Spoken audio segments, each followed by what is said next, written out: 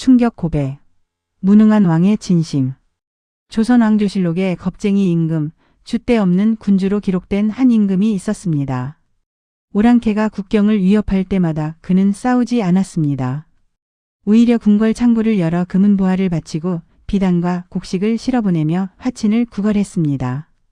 신하들은 통곡했고 백성들은 손가락질했습니다. 저런 못난 왕 때문에 조선의 자존심이 짓밟힌다.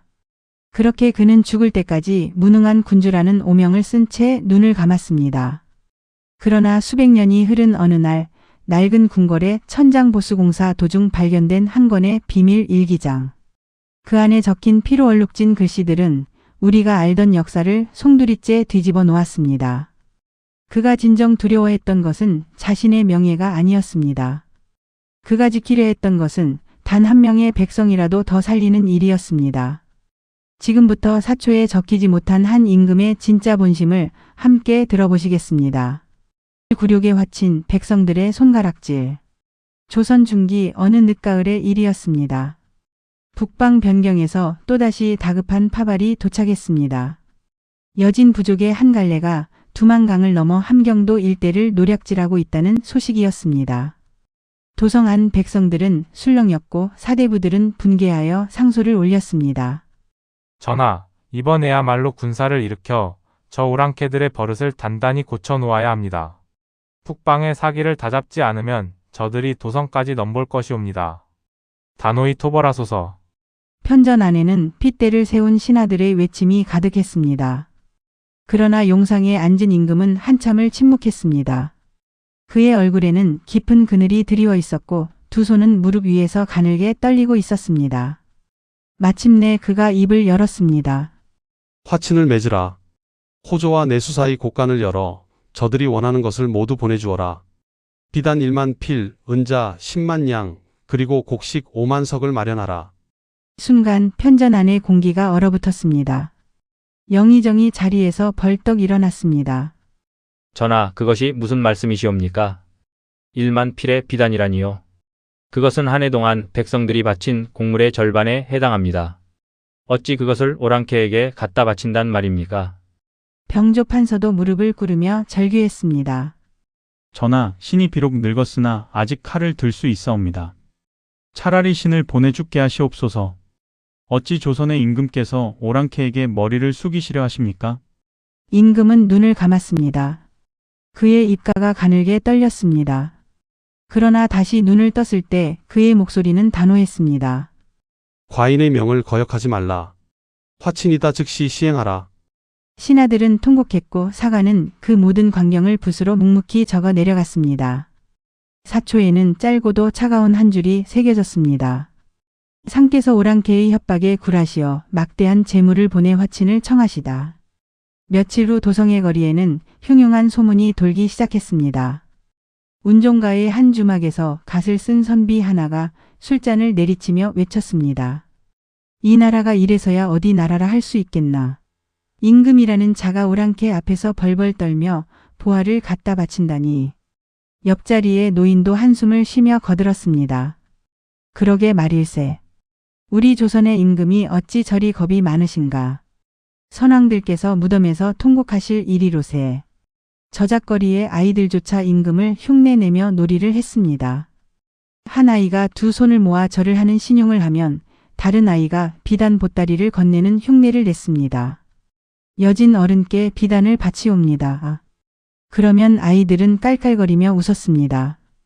그 웃음소리는 멀리 경복궁 담장 너머까지 흘러들었습니다. 같은 시각 깊은 밤의 강령전. 임금은 홀로 등잔불 아래 앉아 있었습니다.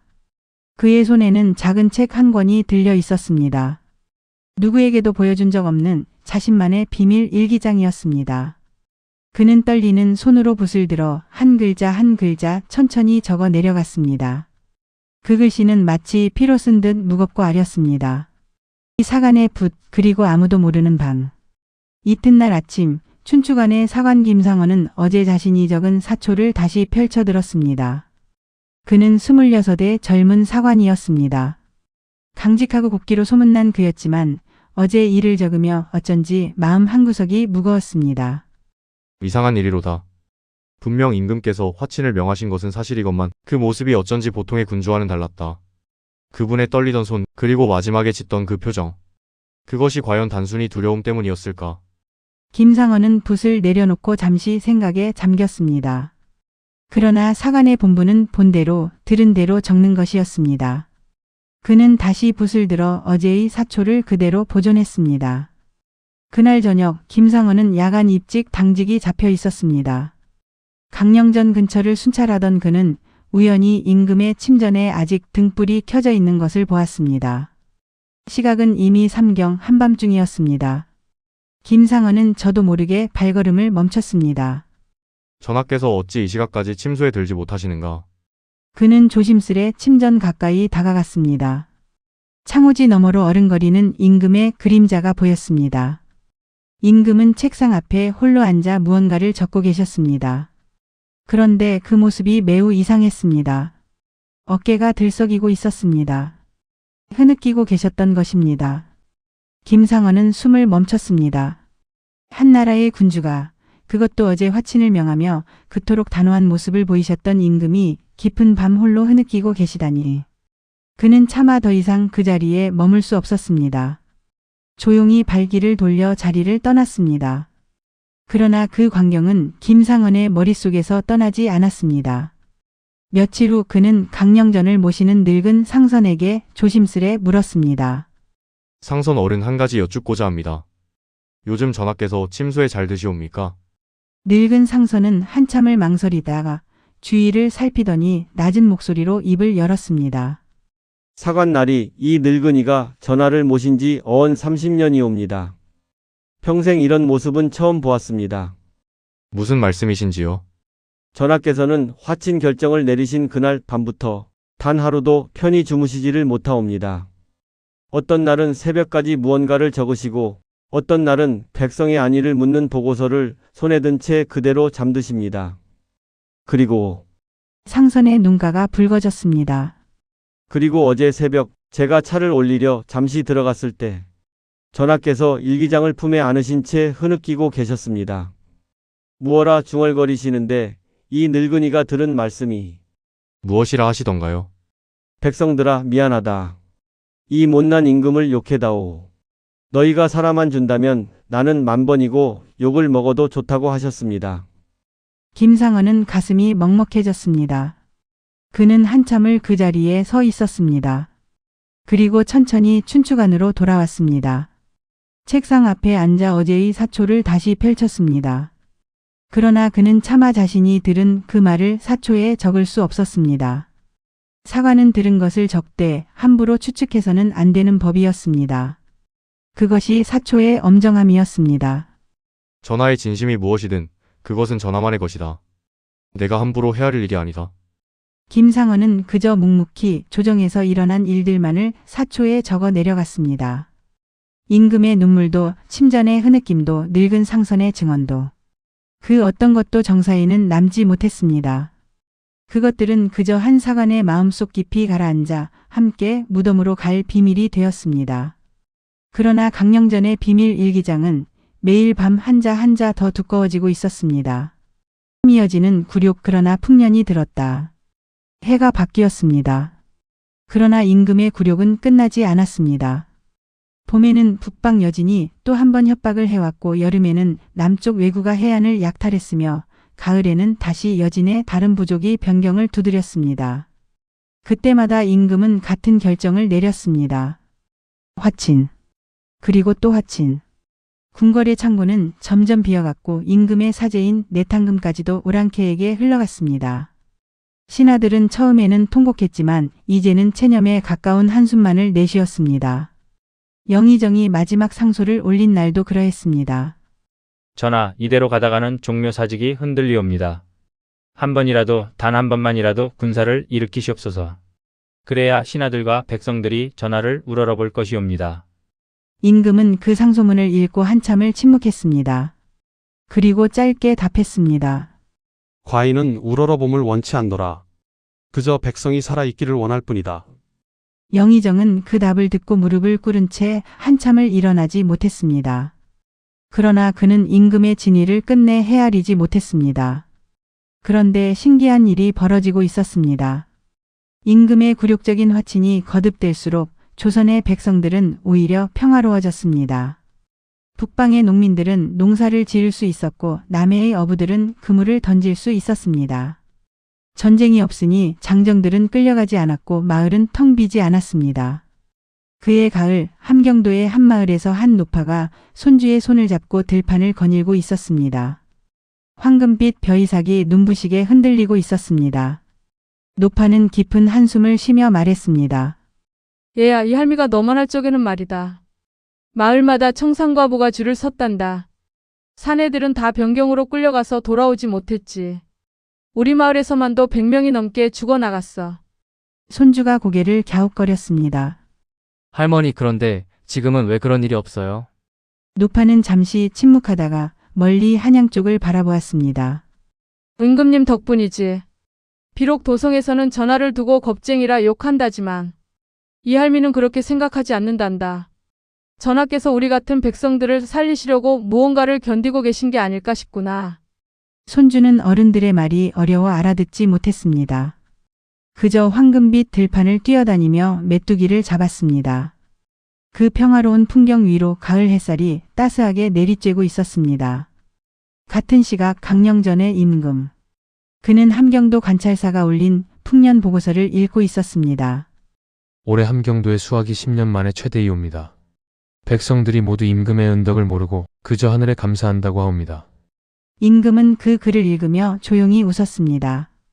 그것은 자조의 웃음이었지만 동시에 깊은 안도의 웃음이기도 했습니다.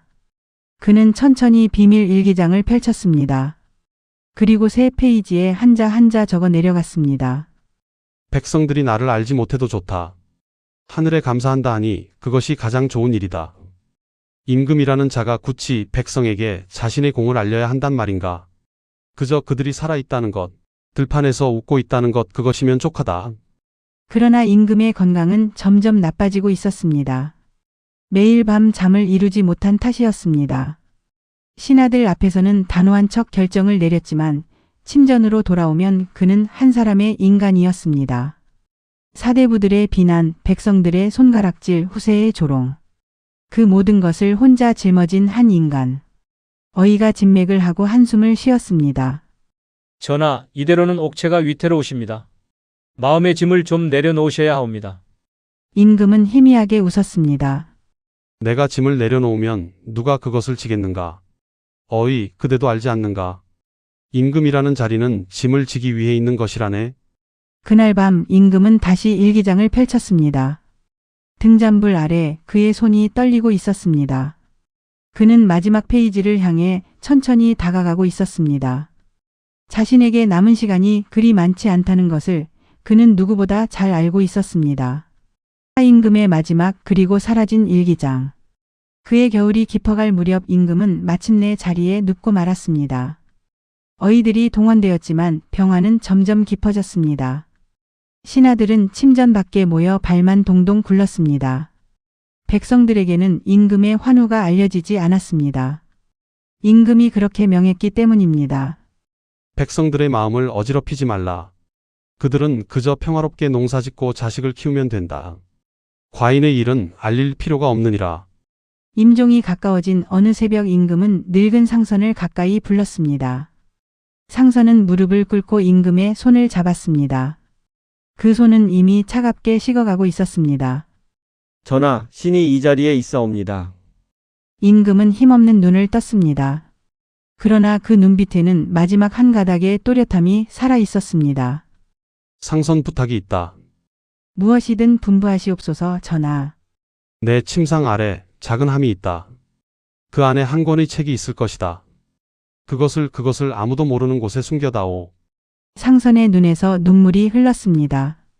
전하, 어찌 그것을 숨기시려 하옵니까? 그것이야말로 전하의 진심을 후세에 알릴 유일한 증거이거늘. 임금은 천천히 고개를 저었습니다. 아니다, 상선. 그 일기는 내 변명이다. 임금이라는 자가 자신의 결정에 변명을 남겨서는 아니 된다. 백성을 살린 것은 결과로서 충분하고 욕을 먹는 것은 임금의 몫이다. 그것을 후세에 보이려 한다면 나는 결국 내 명예를 위해 글을 남긴 것이 되고 만다. 그러나 만약 언젠가 아주 먼 훗날 누군가가 우연히 그것을 발견하게 된다면 그때는 하늘의 뜻이라 여기겠다. 그러니 그저 깊은 곳에 숨겨다오. 누구도 일부러 찾을 수 없는 곳에. 상선은 흐느끼며 고개를 끄덕였습니다. 그리고 임금의 명대로 그 일기장을 작은 비단 보자기에 싸서 강령전 가장 깊은 곳 천장들보 위에 빈 공간에 조심스레 숨겨두었습니다. 거미줄이 가득한 그곳은 평생 누구도 들여다볼 일이 없는 자리였습니다. 며칠 후 임금은 조용히 숨을 거두었습니다. 그의 임종을 지킨 것은 늙은 상선과 어의 몇 명뿐이었습니다. 임금의 마지막 말은 짧았습니다. 백성들에게 미안하다고 전해다오. 그리고 부디 평화롭게 살라고. 장례는 조용히 치러졌습니다. 그러나 사대부들의 평가는 가혹했습니다. 새 임금이 즉위한 후 선왕에 대한 시호 논의가 벌어졌을 때 한 대신은 이렇게 말했습니다. 선왕께서는 비록 자비로우셨으나 군주로서의 위엄이 부족하셨습니다. 오랑캐에게 굴복하기를 일삼으셨으니 후세의 일을 어찌 평가하오리까. 다른 대신도 거들었습니다. 화친에 쓴 재물이 너무도 막대하여 국고가 텅 비었사옵니다. 비록 백성들에게는 평안을 주셨으나 그것은 결과일 뿐 본인은 아니셨겠지요. 이렇게 임금은 약하고 무능했던 왕이라는 평가를 받은 채 역사책의 한 페이지로 묻히고 말았습니다. 그의 진심은 누구도 알지 못했습니다. 오직 늙은 상선만이 그 진실을 알고 있었지만 상선 또한 임금의 뒤를 따라 조용히 세상을 떠났습니다. 그의 가슴 속에 묻힌 비밀은 그렇게 영원히 사라지는 듯 보였습니다. 세월이 흘렀습니다. 한 해, 두 해, 10년, 100년. 강령전의 천장들보 위 거미줄이 잔뜩 낀 그 자리에는 작은 비단 보자기에 쌓인 한 권의 일기장이 조용히 잠들어 있었습니다. 누구도 그것의 존재를 알지 못했습니다. 임금의 진심도 그의 피눈물도 그렇게 어둠 속에 묻혀 있었습니다. 조선의 사초에는 여전히 이런 한 줄만이 남아 있었습니다. 상께서 즉위하신 동안 외적이 침입이 잦았으나 화친으로 일관하시었다. 사대부들이 이를 한탄하였다. 그러나 그 짧은 한 줄 뒤에 숨겨진 한 인간의 거대한 고독과 사랑은 아직 세상에 알려지지 않았습니다. 300년 후 천장에서 떨어진 비단 보자기. 세월은 무심히도 흘렀습니다. 한 해가 가고 또 한 해가 가고. 임금의 무덤 위로 봄이 100번이나 찾아왔다 떠났습니다. 강령전 천장들보 위에 잠든 작은 비단 보자기는 그 위에 켜켜이 먼지를 쌓아가며 누구도 찾지 않는 시간을 견디고 있었습니다. 그렇게 300년이 흘렀습니다. 조선 말기의 어느 봄날이었습니다. 오래된 강령전의 천장이 군데군데 내려앉기 시작했고 비가 새는 자리도 늘어났습니다. 보수공사가 결정되었고 도성의 솜씨 좋은 목수들이 동원되었습니다. 그 중에는 박서방이라는 이름의 늙은 목수가 있었습니다. 그는 평생 궁궐 일을 해온 베테랑이었습니다. 이른 아침 박서방은 사다리를 타고 천장으로 올라갔습니다. 들보 사이를 살피며 썩은 부분을 찾아내고 있었습니다. 그러던 중 그의 손끝에 무언가 부드러운 것이 닿았습니다. 이게 뭐지? 박서방은 횃불을 가까이 비추었습니다.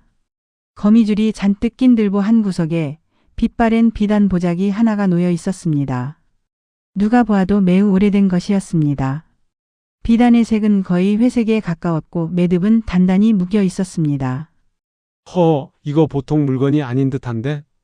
박서방은 조심스레 그것을 드러내렸습니다. 비단 보자기는 가벼웠지만 그 안에 단단한 무엇이 들어있다는 것은 분명했습니다. 그는 함부로 매듭을 풀지 않았습니다. 평생 궁궐 일을 해온 그의 직감이 이것은 자신이 다룰 물건이 아니라고 말하고 있었습니다. 감독관 영감님께 바로 알려야겠다. 그날 오후 비단 보자기는 국내부의 한 노학사 앞에 놓였습니다. 그의 이름은 정현우. 평생을 사료 연구에 바친 사람이었습니다.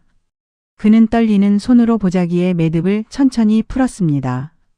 보자기 안에서 모습을 드러낸 것은 손바닥만 한 작은 책 한 권이었습니다.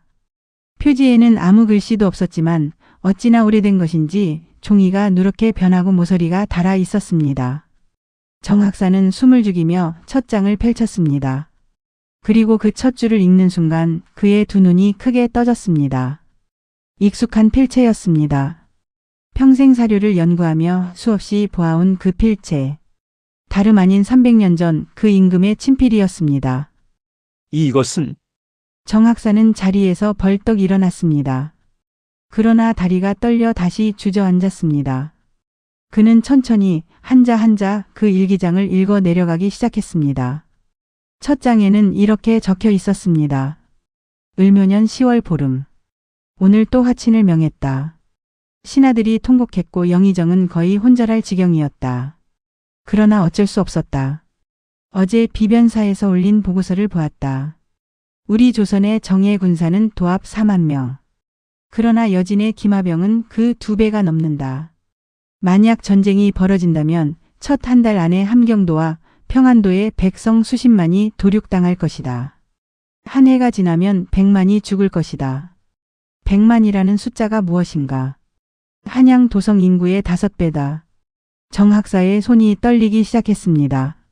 그는 다음 장을 넘겼습니다. 나는 임금이다. 그러나 나는 또한 한 사람의 인간이다. 100만의 시신을 어찌 짊어지고 살아갈 수 있겠는가? 사대부들은 자존심을 말하고 명분을 말한다. 그러나 자존심으로 죽은 자식을 살릴 수 있는가? 명분으로 청산가부의 눈물을 닦을 수 있는가? 차라리 내가 욕을 먹자. 내가 겁쟁이라 불리고 내가 무능한 왕이라 기록되자. 그 대신 백성 한 사람이라도 더 살아있다면 그것이 임금의 도리가 아니겠는가. 정 학사의 눈에서 눈물이 뚝뚝 떨어져 일기장에 종이를 적셨습니다. 그는 황급히 손등으로 눈물을 닦았습니다. 안 된다, 안 돼. 이 귀한 글이 젖으면 아니 된다. 다음 장에는 이렇게 적혀 있었습니다. 오늘 내 수사의 마지막 은자까지 모두 비웠다. 선왕께서 물려주신 내 탕금이었다. 어머니의 폐물도 함께 보냈다. 어머니의 영혼이 노여하시지 않을까 두려웠다. 그러나 곰곰이 생각해보니 어머니께서도 분명 이해해 주실 것이다. 어머니 역시 한 사람의 백성을 사랑하시던 분이었으니까. 다음 사신이 오면 보낼 것이 더는 없다. 그때는 어찌해야 할까. 정 학사는 책장을 넘기며 점점 더 오열하기 시작했습니다. 한 페이지 한 페이지가 모두 임금의 피눈물이었습니다. 사초에 단 한 줄로 기록된 화친 뒤에 이렇게도 깊은 한 인간의 고뇌가 숨어 있었던 것입니다. 그날 밤 정 학사는 잠을 이룰 수 없었습니다. 그는 일기장을 가슴에 품은 채 강령전 마당을 거닐었습니다.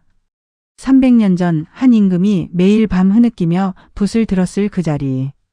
봄바람이 그의 흰 수염을 부드럽게 흔들고 있었습니다. 전하, 이 어리석은 후손들이 이제야 전하의 진심을 알았사옵니다. 너무 늦게 알아서 죄송하옵니다. 정 학사의 흐느낌이 텅 빈 강령전 마당에 조용히 흩어졌습니다. 마지막 장의 비밀, 그리고 한 임금의 진심. 다음 날 아침 정 학사는 국내부의 모든 사료 연구원들을 한자리에 모았습니다. 그의 두 눈은 밤새 울어부어 있었지만 그 안에는 단호한 빛이 살아 있었습니다. 여러분, 우리는 지금 역사를 바로잡아야 할 막중한 책임 앞에 서 있습니다. 300년 동안 무능한 임금이라 평가받아온 한 분의 진심이 마침내 세상에 드러나려 합니다. 연구원들은 일기장을 한 장씩 돌려 읽었습니다. 곳곳에서 탄식과 흐느낌이 새어나왔습니다. 한 젊은 연구원은 일기장을 읽다 말고 그 자리에 엎드려 통곡했습니다. 이게 어찌 무능한 임금이란 말입니까? 이분이야말로 진정한 성군이셨습니다. 또 다른 연구원이 떨리는 목소리로 한 페이지를 낭독했습니다. 정묘년 3월. 오늘 함경도 관찰사로부터 풍년 보고서가 올라왔다. 10년 만에 대풍이라 한다. 백성들이 모두 하늘에 감사한다 했다. 나에게 감사하는 자는 단 한 명도 없었다. 그러나 그것이 옳다. 나는 그저 그들이 살아있기를 바랐을 뿐이다. 그들이 나를 모르고 행복하다면 그것이야말로 가장 큰 보람이다. 임금이라는 자가 백성에게 자신의 공을 인정받으려 한다면 그것은 이미 임금이 아니라 장사꾼이다. 방 안의 모든 사람들이 숨을 죽였습니다. 그리고 일기장의 거의 마지막 장에 이르렀을 때 정 학사가 천천히 그 페이지를 펼쳤습니다. 거기에는 이런 글이 적혀 있었습니다. 기축년 동짓달. 어이가 내 병이 깊다 하였다. 내 명이 그리 길지 못할 것임을 안다. 후회는 없다. 다만 한 가지 마음에 걸리는 것이 있다. 내 비밀 일기를 어찌할 것인가. 처음에는 후세에 남겨 내 진심이 알려지길 바랐다. 그러나 며칠을 곰곰이 생각하니 그것은 옳지 않다. 내가 화친을 결정한 것은 백성을 살리기 위함이었다. 그것은 결과로서 충분하다. 만약 내가 이 일기를 후세에 남긴다면 사람들은 말할 것이다. 그래, 그분은 사실 백성을 사랑하셨구나. 그러나 그 순간 내 결정은 한낱 명예를 위한 행위로 변질되고 만다. 진정한 사랑은 알려지지 않아도 좋은 것이다. 진정한 희생은 인정받지 않아도 빛나는 것이다. 그러므로 나는 이 일기를 숨길 것이다. 누구도 찾지 못할 곳에. 만약 세월이 흐르고 흘러 누군가 우연히 이것을 발견하게 된다면 그것은 하늘의 뜻일 것이다. 그때는 부디부디한 늙은 임금의 진심을 늦게라도 알아주시기를. 그리고 더 중요한 것은 후세의 임금들에게 전해주시기를. 백성을 위해서라면 그 어떤 운명도 두려워하지 말라고. 명예는 임금의 것이 아니다. 백성의 안위만이 임금의 것이다.